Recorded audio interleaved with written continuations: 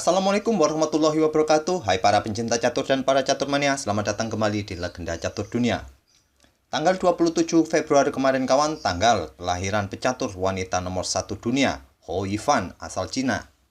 Kali ini kita akan ulas salah satu permainannya kawan. Kebetulan dia pernah berhadapan dengan Susanto Megaranto di turnamen Eurasian Bridge Chess Cup tahun 2016 lalu di Kazakhstan.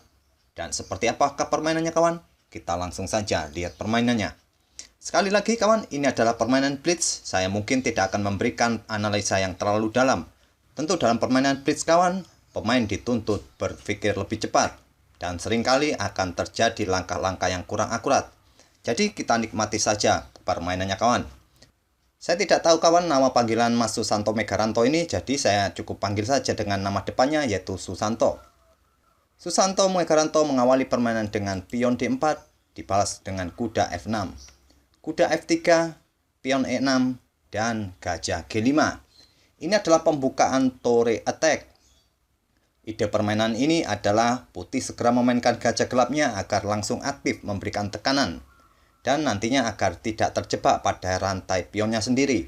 Yang biasanya putih di langkah berikutnya juga akan memainkan pion E3.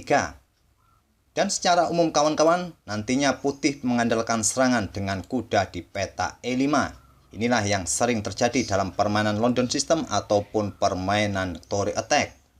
Dan variasi ini kawan dipopulerkan atau dikenalkan oleh Grandmaster asal Meksiko yaitu Torre Repetto. Di mana saat itu Torre Repetto menghajar Emanuel Lasker dengan windmill attack-nya yang diawali dengan pembukaan Toure attack ini. Hitam atau Hou Yifan melanjutkan dengan pion H6 mengancam gajah, gajah mundur ke H4. Pion B6 menyiapkan Fianchetto gajahnya di sayap menteri dan pion E3. Seperti yang saya bilang tadi kawan, paling sering putih memainkan pion E3 ini dalam permainan Toure attack maupun London System.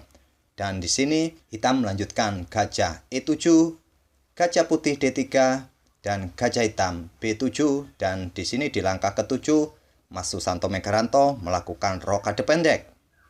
Hitam membalas dengan pion C5. Tujuannya jelas kawan, untuk mengajak bertarung dengan pion pusat dan memperlemah posisi kontrol putih pada peta pusat. Dan juga kawan dengan memainkan pion C5 ini, agar nantinya pion ini tidak terhalang oleh langkah kuda di peta C6. Dan di sini Mas Susanto merespon dengan pion C3 untuk memperkuat posisi pion di peta D4. Kuda hitam C6, kuda putih D2, dan Hou Yifan melakukan rokade pendek di langkah ke-9 langsung direspon oleh putih dengan pion A4. Ini untuk mencegah putih mendorong pion di lajur B kawan-kawan dan Hou Yifan melanjutkan dengan langkah pion D6. Coba kita mundur sejenak kawan. Pada posisi ini kenapa hitam tidak langsung memainkan pion ke D5? Dengan melangkahkan pion ke D5 ini kawan akan menciptakan peta lemah di peta E5. Yang seringkali kawan putih bisa memanfaatkan peta ini untuk diduduki kuda di langkah-langkah berikutnya. Dan pada posisi seperti ini kawan, Hou Yifan lebih memilih pion D6. Ini juga untuk mengontrol peta ini kawan agar kuda ataupun para perwira yang lain tidak bisa menduduki peta ini. Dan Susanto merespon dengan langkah beteng ke E1. Beteng hitam ke C8, menteri ke E2, pion C pukul pion D4. Sudah jelas kawan, tujuan hitam melakukan baku hantam pion ini untuk membuka lajur C bagi betengnya. Susanto memukulnya menggunakan pion D. Tidak ingin lajur C terbuka kawan, memilih lajur E yang dibuka oleh Susanto. Hou Yifan melanjutkan langkah kuda H5 membuka diagonal peta gelap ingin beradu dengan gajah putih. Putih menolak beradu dengan gajah, mundur ke G3, kuda pukul gajah, dipukul balik menggunakan pion H, dan hitam menggeser beteng ke E8. Dan Susanto menggeser menterinya ke E4, memberikan ancaman skak di peta H7 yang kemudian nanti akan diikuti skak lagi di peta H8, skak mat. Dan juga kawan-kawan dengan memainkan menterinya ke peta pusat E4 ini akan memberikan keleluasaan bagi menterinya agar lebih aktif lagi bermain di peta pusat. Di sini Hou Yifan merespon dengan langkah pion G6 menutup ancaman dari menteri putih. Menteri bergeser ke G4. Pion H5 kembali mengancam menteri. Menteri bergeser ke F4. Kembali diancam oleh pion E5 dan Susanto memutuskan pion pukul pion. Dipukul balik oleh pion, menteri mundur ke E3. Kenapa pada posisi seperti ini kawan, kuda putih tidak berani pukul pion E5 ini? Karena nantinya setelah kuda hitam pukul kuda putih kawan, jika dipukul balik oleh beteng, putih akan kembali kehilangan perwiranya dan dapat dipastikan putih akan kalah. Oleh karena itu, putih menggeser menterinya ke E3 untuk membackup gajahnya di petak D3 ini, dan hitam melanjutkan dengan langkah gajah ke C5 kembali mengancam menteri. Menteri mundur ke E2, dan sekarang pion F5 lanjut Huifan. Langkah ini cukup kuat sebetulnya kawan-kawan, tapi juga menciptakan diagonal lemah di petak terang ini yang bisa dimanfaatkan oleh gajah putih di langkah berikutnya. Maksud memainkan pion F5 ini, hitam di langkah berikutnya akan siap menggarpu kedua perwira putih ini. Di sini kawan, sebelum memindahkan salah satu perwira ini, Susanto memilih langkah kuda ke B3 mengancam gajah. Gajah hitam mundur kembali ke F8 dan sekarang barulah gajah C4 skak. Raja bergeser ke H7. Langkah raja bergeser ke H7 ini merupakan langkah yang kurang akurat. Yang harusnya raja hitam ini bergerak ke petak G7. Dan ini kawan dimanfaatkan oleh Susanto melangkahkan gajahnya kembali ke petak F7 mengancam beteng. Dan dalam posisi seperti ini kawan, keadaan pun sudah berbalik. Sekarang posisi putih lebih unggul. Setelah raja tadi bergeser ke petak H7 ini, hitam menggeser betengnya ke E7 dan di sini Susanto membuat langkah pengorbanan dengan gajah pukul pion skak. Dipukul oleh raja dan kuda H4 skak. Raja ke G5. Langkah raja ke petak G5 ini juga merupakan langkah yang kurang akurat kawan. Patut dipertimbangkan, raja bisa bergeser ke petak H7. Jika nantinya menteri pukul pion H5 skak, raja bisa bergerak kembali ke H8.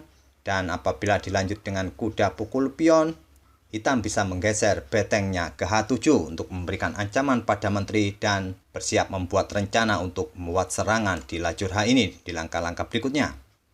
Tapi Huifan lebih memilih langkah raja ke petak G5 setelah mendapatkan skak dari kuda putih ini. Langkah ini juga dimanfaatkan oleh Susanto melanjutkan serangannya dengan pion F4 skak.